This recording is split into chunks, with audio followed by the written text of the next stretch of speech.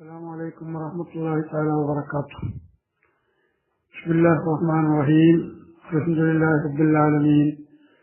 الصلاة والسلام على أشرف المرسلين وعلى آله وصحبه أجمعين. أما بعد.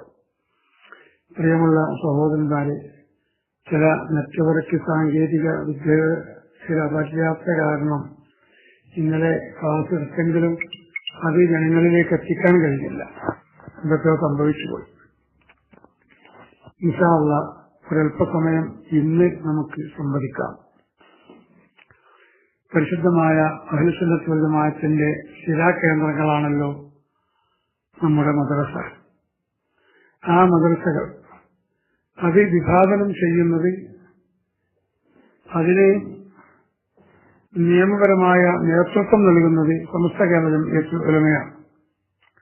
സാമ്പത്തികമായി ഓരോരോ നാട്ടുകാർ ചെയ്യുന്നു, മറ്റു കാര്യങ്ങളൊക്കെ ചെയ്യുന്നെങ്കിലും അതിന്റെ ദീനീ നിഷ്ഠയോടെയുള്ള നേതൃത്വം ഈ മഹാന്മാരായിരിക്കുന്ന നേതാക്കളുടെ കരങ്ങളിലാണ്. ആ മദ്രസകളുടെ അധ്യയന വർഷം ഇന്ന് ആരംഭിച്ചിരിക്കുകയാണ്.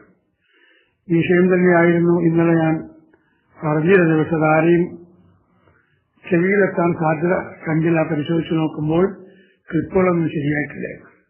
എന്തോന്നറിയില്ല. ഞാൻ വളരെ കൂടുതൽ ഈ സമയത്ത് ചിന്തിക്കേണ്ടതുണ്ട്. മദ്രസ അത് തുറക്കുന്നു, ഒരു മാമൂലടിസ്ഥാനത്തിൽ കുട്ടികൾ പോകുന്നു, ഉസ്താദുമാർ പഠിപ്പിക്കുന്നു, കുട്ടികൾ തിരിച്ചു വരുന്നു. അങ്ങനെ ഒരു വർഷം കഴിയുന്നു, കുട്ടി മറ്റൊരു ക്ലാസ്സിലേക്ക് പോകുന്നു, അല്ലെങ്കിൽ ആ കുട്ടി അവിടുത്തെ സർട്ടിഫിക്കറ്റ് അതൊക്കെ വാങ്ങി മദ്രസ പഠനം അവസാനിപ്പിക്കുന്നു. ഇങ്ങനെ ഒരു അലംബാപ മനസ്ഥിതിയിലാണ് പലയിടത്തും ഇതുള്ളത് എന്ന് പറഞ്ഞാൽ ചില സ്ഥലത്തെ അപേക്ഷിച്ച് അത് അധികപ്പെട്ടാവുകയില്ല. എല്ലാ സ്ഥലത്തും അങ്ങനെയാണെന്ന് പറയുന്നില്ലെങ്കിലും മൊത്തം എടുത്ത് പരിശോധിച്ചു നോക്കിയാൽ ഒരുപാട് സ്ഥലത്ത് ഇങ്ങനെയുള്ള അവസ്ഥ കാണാം. ഈ പറഞ്ഞ് കുട്ടി പോകുന്നുണ്ട്, ഉസ്താദുമാർ പഠിപ്പിക്കുന്നുണ്ട്, വർഷം പൂർത്തിയാകുന്നുണ്ട്, ഇല്ലാണ്ട് പരീക്ഷകൾ കഴിയുന്നുണ്ട്, കുട്ടിക്ക് ഡിസ്റ്റൻഷൻ കിട്ടുന്നുണ്ട്, മസ്താദ് കിട്ടുന്നുണ്ട്, ഒക്കെ നടക്കുന്നുണ്ട്. പക്ഷേ ദീനിന്റെ സത്ത അത് വേണ്ടതുപോലെ ഈ കുട്ടി കരഗതമാക്കുന്നുണ്ടോ എന്ന് ചിന്തിക്കുന്ന, അതിനെക്കുറിച്ച് അന്വേഷിക്കുന്ന, പഠിച്ച എത്ര രക്ഷിതാക്കളുണ്ട്? ഉമ്മമാരുണ്ട്, ഉപ്പമാരുണ്ട്, അല്ലെങ്കിൽ ഉത്തരവാദപ്പെട്ട മറ്റ് രക്ഷിതാക്കൾ എത്രയുണ്ട്? അതൊന്ന് ഈ തരുണത്തിൽ നാം പ്രത്യേകം കണക്കിലെടുത്ത് ചിന്തിക്കേണ്ടതാണ്. കാരണം ഇവിടെ ഒരു മനുഷ്യനായി ജീവിക്കണമെങ്കിൽ അവൻ ഡോക്ടറായതുകൊണ്ട് കാര്യമില്ല, എഞ്ചിനീയർ ആയതുകൊണ്ട് കാര്യമില്ല, അല്ലെങ്കിൽ വലിയ ഉദ്യോഗസ്ഥ വഹിക്കുന്നവരായതുകൊണ്ട് കാര്യമില്ല. എത്രയോ വലിയ വലിയ പോലീസ് ഓഫീസർമാർ മറ്റുള്ളവരെ വധിച്ച് ജയിലിൽ കിടക്കുന്നത് നാം അറിഞ്ഞിട്ടുണ്ട്. ആ പ്രദേശത്തുകാർക്ക് നേരെ കണ്ടിട്ടുമുണ്ട്. അപ്പൊ ഉന്നത ഉദ്യോഗമുണ്ട് എന്ന കാരണം കൊണ്ട് മനുഷ്യത്വം അവരിൽ ഉണ്ടാകണം എന്നില്ല. മനുഷ്യത്വം ഉണ്ടാകണമെങ്കിൽ മനുഷ്യർക്ക് ഗുണമായി, മനുഷ്യരല്ലാത്ത ഇതരർക്കും ഗുണമായി, മനുഷ്യർ മാത്രമല്ലല്ലോ ലോകത്തുള്ളത്, നിരവധി ജീവികളുണ്ട്, മറ്റ് നിരവധി സാധനങ്ങളുണ്ട്. ഉദാഹരണം, നാം നടന്നു പോകുന്ന വഴിക്ക് ഒരു പിലാവിന്റെ ചെടി വളർന്നു വരുന്നുണ്ട്. ഒരു പിലാവ് ആരോ ഒരു ചക്കപ്പൊരു വഴിവെക്കലിട്ടതാ. അതാർക്കും ദോഷകരമല്ലാത്ത രൂപത്തിലത് ആ പിലാവ് ഇങ്ങനെ വളർന്നു വരുന്നു, മരമാവുന്നു. അത് മരമായി കഴിഞ്ഞാൽ ഒരുപാട് ആളുകൾക്ക് തണൽ കിട്ടും, അതിൽ നിന്ന് നല്ല സ്വാദിഷ്ടമായിരിക്കുന്ന പഴങ്ങൾ കിട്ടും. അങ്ങനത്തെ ഒരു മരം. ഇവനിങ്ങനെ പോകുമ്പോൾ രസത്തിന് അവരുടെ കയ്യിലൊരു വടിയുണ്ട്. ആ വളർന്നു വരുന്ന ചെടി അതങ്ങോട്ട് അവൻ അടിച്ചു പൊട്ടിച്ചു. അതിന് തലയങ്ങോട്ട് തെറിച്ചു പോയി അവന്റെ അടികൊണ്ട്. ഇവൻ ഒരു മനുഷ്യത്വം ഉള്ളവനല്ല.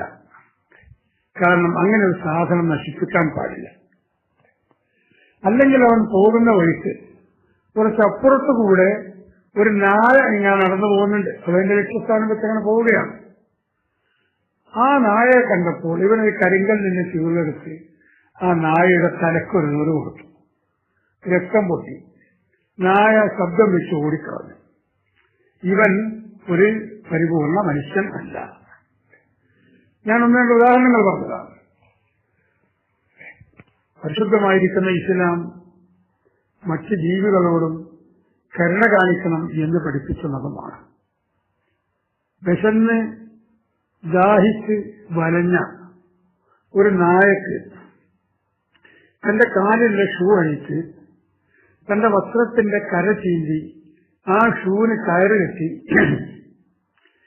കുറച്ചാഴമുള്ള ആ കുണ്ടിൽ നിന്ന് അല്ലെങ്കിൽ കിണറ്റിൽ നിന്ന് വെള്ളം കോരി ദാഹിച്ചു വെച്ചനായ ഈ നായക്ക് വെള്ളം കൊടുത്തതിന്റെ പേരിൽ മാത്രം ഈ കൊടുത്ത പെണ്ണിനെ അല്ലാഹു സ്വർഗാവകാശിയാക്കിയത് ഇതര ജീവികളോട് നാം കാണിക്കുന്ന കാരുണ്യത്തിന്റെ ഗൗരവം നാം ഒന്ന് മനസ്സിലാക്കേണ്ടതല്ലേ?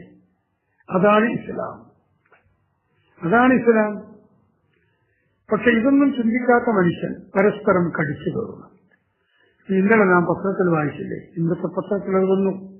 ഇന്നലെ തന്നെ സോഷ്യൽ മീഡിയയിലൂടെ നാം അറിഞ്ഞു, കുറ്റ്യാടിക്കടുത്ത് ഒരു ചെറുപ്പക്കാരനെ അതേ സമുദായത്തിൽപ്പെട്ട മറ്റാളുകൾ കൂടി ആക്രമിച്ച് വധിച്ച് കൊന്നുകളഞ്ഞിരിക്കുന്നു. എങ്ങനെ കഴിയും ഒരു മനുഷ്യനെ വധിക്കാൻ? എന്താണ് അവിടെ ഇസ്ലാമിന്റെ കാഴ്ചപ്പാട്? ഖുർആന്റെ നിർദ്ദേശം എന്താണ്? ഇതിവർ പഠിക്കാത്തത് കൊണ്ടല്ലേ ഈ ഒരു വീഴ്ച ഇവർക്ക് വരുന്നത്? ഉമൻ ഖതല മുഅ്മിനൻ മുതഅമ്മിദൻ ഫജസാഉഹു ജഹന്നം. ഇത് ഖുർആനിൽ അല്ലാഹു നമ്മോട് ഉത്ബോധിപ്പിച്ചതല്ലേ? ഒരു മുഅ്മിനായ മനുഷ്യനെ കരുതി കൂട്ടി പ്ലാൻ ചെയ്ത് പദ്ധതി തയ്യാറാക്കി, ഇന്ന വഴിക്ക് അവൻ വരും, ഇന്ന സമയത്ത് അവൻ ഇന്നയിടത്തുണ്ടാകും, ഇങ്ങനെയൊക്കെ പ്ലാൻ ചെയ്ത് അതിനു പറ്റിയ ആളുകളെ സംഘടിപ്പിച്ച് ഈ മനുഷ്യനെ കൊന്നാൽ, ആ കൊല്ലുന്നതിന് കൂട്ടുനിന്നാൽ, അതിന് പ്രേരിപ്പിച്ചാൽ, അതിന് നേതൃത്വം കൊടുത്താൽ ജഹന്നം, അവൻ നാളെ നരകത്തിന്റെ ഒരു ആളായി അവകാശിയായി ഈ ലോകത്തോട് യാത്ര പറയേണ്ടത്. 1400 കൊല്ലങ്ങൾക്ക് മുമ്പ് വളരെ വ്യക്തമായ ഖുർആനിന് വിധി പറഞ്ഞു വെച്ചു. ഇവിടെ പിന്നെ ഈ കൊലപാതകത്തിന് അതെങ്ങനെ പോയി, മറ്റോടത്ത് പോയി, അവിടെല്ല വസ്തുവല്ല, കണ്ടിട്ടില്ല, കേട്ടിട്ടില്ല, അങ്ങനെ പ്രോസിക്യൂഷന് തെളിയിക്കാൻ കഴിയില്ല, അതുകൊണ്ട് ഇവരെ വിടുന്നു എന്ന് പറഞ്ഞത് വിട്ടു എന്ന് പറഞ്ഞേക്കാം. നമ്മളവിടെ വിട്ടോ അവനെ ശിക്ഷിച്ചോ, ഇതല്ല ഇവിടെ വിഷയം. ഒരു യഥാർത്ഥമായി ജീവിക്കുന്ന ഒരു മുസ്ലിമിന് മറ്റൊരാളെ കൊല്ലാൻ പോയിട്ട് അവന്റെ മുഖത്തേക്ക് വെറുപ്പോടെ നോക്കാൻ പോലും കഴിയില്ല. നെറ്റി ചൊളിച്ചുകൊണ്ട്, മുഖം ചൊളിച്ചുകൊണ്ട്, മുഖം കോട്ടിക്കൊണ്ട് ഒരു മുഅ്മിനിന്റെ മുഖത്തേക്ക് നോക്കൽ ഇസ്ലാം അംഗീകരിക്കുന്നില്ല. ആ പരിശുദ്ധമായിരിക്കുന്ന സനാതന മൂല്യം ഇത് എവിടെ വെച്ച് പഠിക്കാൻ കഴിയും? ലോ കോളേജിൽ പഠിക്കാൻ കഴിയും? ലോ കോളേജിന് കഴിയില്ല, എഞ്ചിനീയറിംഗ് കോളേജിന് കഴിയില്ല, അല്ലെങ്കിൽ മെഡിക്കൽ ബിരുദം പഠിക്കുന്ന കോളേജിൽ നിന്ന് കഴിയില്ല. മറ്റേത് ശാസ്ത്ര സാങ്കേതിക വിദ്യകൾ പഠിക്കുന്ന ഒരു കേന്ദ്രത്തിൽ വെച്ചും ഇത് പഠിക്കാൻ കഴിയില്ല. ഇതൊരു യാഥാർത്ഥ്യമാണ്. ഈ യാഥാർത്ഥ്യം അംഗീകരിച്ചുകൊണ്ട് നാം അഥവാ മുഅ്മിനീങ്ങൾ, അല്ലേ, മുഅ്മിനീങ്ങൾ എന്ന് പറഞ്ഞ അല്ലാഹു തആല പറഞ്ഞില്ലേ ഖുർആനിൽ, യാ അയ്യുഹല്ലദീന ആമനൂ ഖൂ അൻഫുസക്കും വഅഹ്ലീകും നാർ. സത്യവിശ്വാസികളെ, സത്യവിശ്വാസികൾ എന്ന് മൊത്തത്തിൽ പറയുമ്പോൾ ആരാണ് സത്യവിശ്വാസികളല്ലാത്തവര്? ഓരോരുത്തരും പറയും ഞങ്ങളൊക്കെ സത്യവിശ്വാസികളാണ്. സത്യം അംഗീകരിക്കുകയും സത്യം വിശ്വസിക്കുകയും സത്യം പ്രചരിപ്പിക്കുന്നവരെ അംഗീകരിക്കുകയും ആ വിശ്വാസത്തിൽ അധിഷ്ഠിതമായി ജീവിക്കുകയും ചെയ്യുന്ന സത്യവിശ്വാസികളെ പറയുന്നു, നിങ്ങൾ സൂക്ഷിക്കണം, വളരെ കൂടുതൽ ഗൗരവത്തോടെ സൂക്ഷിക്കണം. അല്ലാഹു തആല പറയുന്നു. 2 അക്ഷരമേ ഉള്ളൂ, പക്ഷെ അത് 2000 കിലോ ആണ്. അത്രയധികം വൈറ്റമിനുണ്ട് ഇതിന്റെ. കാരണം അത്രമാത്രം വലിയ നിർദ്ദേശമാണ്. നിങ്ങൾ സൂക്ഷിക്കണം മുഅ്മിനീങ്ങളെ. എന്താ സൂക്ഷിക്കേണ്ടത്? ഇത് നമ്മുടെ ശരീരം.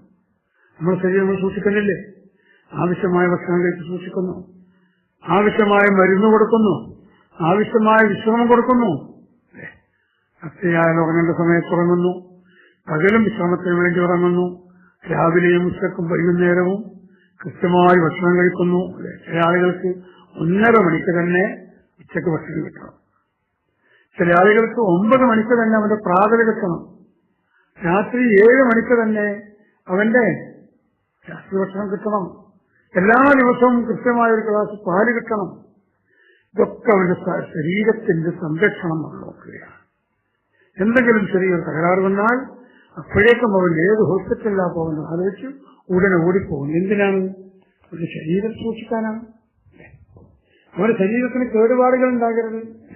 ഒരു കൊതുക് വരികയാണെങ്കിൽ നാം അതിനെ കുത്തിയിറക്കുന്ന വാതിലുകളൊക്കെ കൊതുക് വന്ന് കടിച്ചുകൂടാ. നമ്മുടെ ശരീരത്തിന് മഴ കൊണ്ടുകൂടാ, അതിനുള്ള സംവിധാനം. വെയിൽ കൊണ്ടുകൂടാ, അതിനുള്ള സംവിധാനം. നമുക്ക് സ്വസ്ഥമായി ഉറങ്ങാൻ നമ്മുടെ വീട്ടിൽ AC വേണം, ഫാന് വേണം. എന്തൊക്കെയാണ് നമ്മുടെ ശരീരത്തെ സൂക്ഷിക്കുന്നത്? അല്ലാഹു തആല പറയുന്നു, നിങ്ങളെ ശരീരത്തെ സൂക്ഷിക്കണം. അഹ്ലിക്കും, നിങ്ങൾ അഹ്ലുകാരുടെ ശരീരത്തെയും സൂക്ഷിക്കണം. അഹ്ലുകാരുടെ ശരീരത്തായാലും അഹ്ലുകാർ പറഞ്ഞാൽ ആരാ?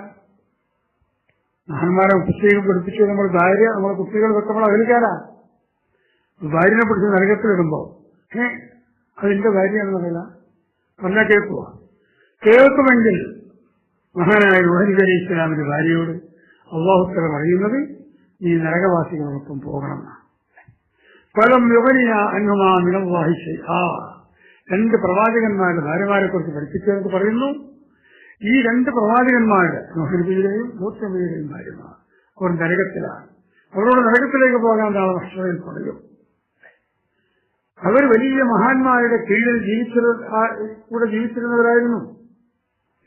നൂഹ് നബി അലൈഹി സ്വലാം 950 കൊല്ലം ദീനീ ദഅവത്ത് നടത്തിയ മഹാനായ ഉലുൽ അസ്മുകളിൽ പ്രധാനിയായ ശൈഖുൽ അംബിയ എന്ന സ്ഥാനപ്പേരിൽ വെച്ച ആ നൂഹ് നബി അലൈഹി സ്വലാമിന്റെ ഭാര്യ, ഒരുപാട് പ്രസിദ്ധി തരണം ചെയ്ത ലൂത്ത് നബി അലൈഹി സ്വലാമിന്റെ ഭാര്യ, അല്ലാഹു തആല പറയുന്ന ഫലം യുഗ്നിയ അൻഹുമാ മിനല്ലാഹി ശൈആ. ഇന്നവരെ ഭാര്യയാണെന്ന് പറഞ്ഞിട്ട് ഒരാനുകൂല്യവും അല്ലാഹുവിൽ കിട്ടൂല. അബൂജഹലിന്റെ കൂടെ, ഉത്സവത്തിന്റെ കൂടെ, ശൈബത്തിന്റെ കൂടെ, അതുപോലെയുള്ള മുശ്രിക്കീങ്ങളുടെ കൂടെ നിങ്ങൾ നരകത്തിലേക്ക് പോകണം. ഇത് അല്ലാഹുവിന്റെ കൽപ്പനയാണ്. പ്രിയമുള്ള സഹോദരന്മാരെ, ഇവിടെയാണ് നാം മനസ്സിലാക്കേണ്ടത്. ഇവിടെയാണ് അല്ലാഹു തആല പറയുന്നത്, നിങ്ങളുടെ ശരീരത്തെയും നിങ്ങളുടെ അഹ്ലുകാരുടെ ശരീരത്തെയും നിങ്ങൾ സൂക്ഷിക്കണം. എന്തിൽ നിന്ന്? അൻഫുസക്കും വഅഹ്ലീക്കും നാറാ. അല്ലാഹു തആല ഈ പറഞ്ഞ വഖീല ദഖുലൻ നാറ മഅ ദാഖിലീൻ എന്ന് പറഞ്ഞ ആ നരകത്തിൽ നിന്ന് സൂക്ഷിക്കണം. സൂക്ഷിച്ചേ തീരൂ. ഇത് അല്ലാഹുവിന്റെ ഓർഡറാണ്. അപ്പൊ നരകത്തിൽ നിന്ന് രക്ഷപ്പെടാൻ നമ്മളെയും നമ്മുടെ കുടുംബത്തെയും അതിൽ രക്ഷപ്പെടാനുള്ള മാർഗം അതിന് മഹാന്മാരായ മുഫസ്സിരീങ്ങൾ പഠിപ്പിച്ചത് ഫഖ്ഹൂഹും വഅദ്ദിബൂഹും. ഈ നരകത്തിൽ നിന്ന് സൂക്ഷിക്കുക എന്ന് പറഞ്ഞതിന് വിവക്ഷ റസൂലുള്ളാഹി സ്വല്ലല്ലാഹു അലൈഹി വസല്ലം തങ്ങൾ പഠിപ്പിച്ചു കൊടുത്തത് ഫഖ്ഹൂഹും, അവർക്ക് നിങ്ങൾ ദീനിന്റെ എല്ലാ വിധിവിലക്കുകളും, എങ്ങനെ വുളൂ എടുക്കണം, എങ്ങനെ നിസ്കരിക്കണം, എങ്ങനെ നോമ്പ് നോക്കണം, എങ്ങനെ ഹജ്ജ് ചെയ്യണം, എങ്ങനെ സക്കാത്ത് കൊടുക്കണം, ആര് സക്കാത്ത് കൊടുക്കണം, ഈ കാര്യങ്ങൾ, ദീനിന്റെ മുഴുവൻ വിധിവിലക്കുകളും അവർക്ക് പഠിപ്പിച്ചു കൊടുക്കുക. പോരാ അദ്ദിബൂഹും, അവർക്ക് നിങ്ങൾ ഇസ്ലാമിന്റെ മര്യാദകളും പഠിപ്പിക്കണം. ഒരുപാട് മര്യാദകളുണ്ട്. അതൊന്നും ഇപ്പൊ പറഞ്ഞാൽ നമുക്ക് ഇന്നും നാളെയും തീരുകയില്ല. നമ്മുടെ അയൽവാസിക്ക് ബുദ്ധിമുട്ട് വന്നാൽ, ആ അയൽവാസിക്ക് ബുദ്ധിമുട്ട് വന്നിട്ടുണ്ടെങ്കിലും അയൽവാസിയുടെ കാര്യം ശ്രദ്ധിക്കുക, നമ്മുടെ സഹോദരന്മാരുടെ കാര്യം ശ്രദ്ധിക്കുക. നമുക്കാവശ്യമായ മുഴുവൻ മര്യാദകളും നാം പഠിക്കുക, മറ്റുള്ളവർക്ക് പഠിപ്പിച്ചു കൊടുക്കുക. ഒരു ഉപ്പ വരുമ്പോൾ എഴുന്നേറ്റ് നിൽക്കണം എന്ന് പഠിപ്പിക്കുന്ന ഒരു പ്രസ്ഥാനം, ഒരു മതം, അത് ദീനീ വിദ്യാഭ്യാസം മാത്രമാണ്. ഉമ്മയെ ബഹുമാനിക്കണമെന്ന് പഠിപ്പിക്കുന്നത് മദ്രസകളിൽ വെച്ചാണ്. ഉപ്പിൻ ഖൗലൻ കരീമ ജനാഹദ്, ഇതൊക്കെ ഖുർആൻ പഠിപ്പിച്ചു തന്നതല്ലേ. എന്തെങ്കിലും അഹിതമായിട്ട് മനസ്സിന് യോജിക്കാത്ത ഒന്ന് ആ വാപ്പയിൽ നിന്നും പ്രായാധിക്യം കൊണ്ട് നാം കണ്ടാൽ എന്നുള്ളൊരു പദം പോലും ഉച്ചരിക്കാൻ പാടില്ല. ഇൻഷാ അല്ലാഹ് നമുക്ക് വിശദമായി നാളെ പറയാം. ഇന്ന് കുറെ അത്യാവശ്യങ്ങളുള്ളതുകൊണ്ട് ഞാൻ അവസാനിപ്പിക്കുകയാണ്. അത് പഠിപ്പിച്ചു കൊടുക്കുന്ന പരിശുദ്ധമായിരിക്കുന്ന സ്ഥാപനമാണ് മദ്രസ. ആ മദ്രസ സ്ഥാപനത്തിന് ആദ്യമായി ഇവിടെ തറവാകിയ മഹാനാണ് സമസ്ത കേരള ജംഇയ്യത്തുൽ ഉലമയുടെ പ്രസിഡന്റായി ഈ ലോകത്തോട് യാത്ര പറഞ്ഞ മഹാനായ മർഹൂം നൂറുൽ ഉലമ എം.എ. ഉസ്താദ് അവர்கள். ഇൻഷാ അല്ലാഹ് സമസ്തയുടെ ആധികാരികത നമുക്ക് ആ കൂട്ടത്തിൽ പറഞ്ഞുകൊണ്ട് എങ്ങനെയാണ് എന്താണ് എം.എ. ഉസ്താദ് ഈ പ്രസ്ഥാനത്തിൽ ചെയ്തത് എന്ന് നമുക്ക് അതൊക്കെ ക്ലാസുകളിൽ പ്രതിപാദിക്കാം. നമുക്കതൊക്കെ കേട്ട് പഠിച്ച് മനസ്സിലാക്കി നമ്മുടെ ഈ സ്ഥാപനത്തെ സഹായിക്കാനും സ്ഥാപനങ്ങൾ നമുക്ക് വളർത്തിയെടുക്കാനും അല്ലാഹു തൗഫീഖ് നൽകുമാറാകട്ടെ. ദുആവസിയത്തോടെ എനിക്കും കുടുംബത്തിനും ദുആയ്ക്കുന്ന വസിയത്തോടെ അൽഹംദുലില്ലാഹി റബ്ബിൽ ആലമീൻ. ഇന്നലെ ഇങ്ങനെ ക്ലാസ് അങ്ങോട്ടും ഇങ്ങോട്ടും ആയതിൽ എല്ലാവരോടും ഞാൻ ക്ഷമ ചോദിക്കുന്നു. അല്ലാഹു സുബ്ഹാനഹു വ തആല ഖൈർ പ്രവർത്തിക്കാൻ എല്ലാവർക്കും ഉദവി നൽകുമാറാകട്ടെ. അസ്സലാമു അലൈക്കും വറഹ്മത്തുള്ളാഹി.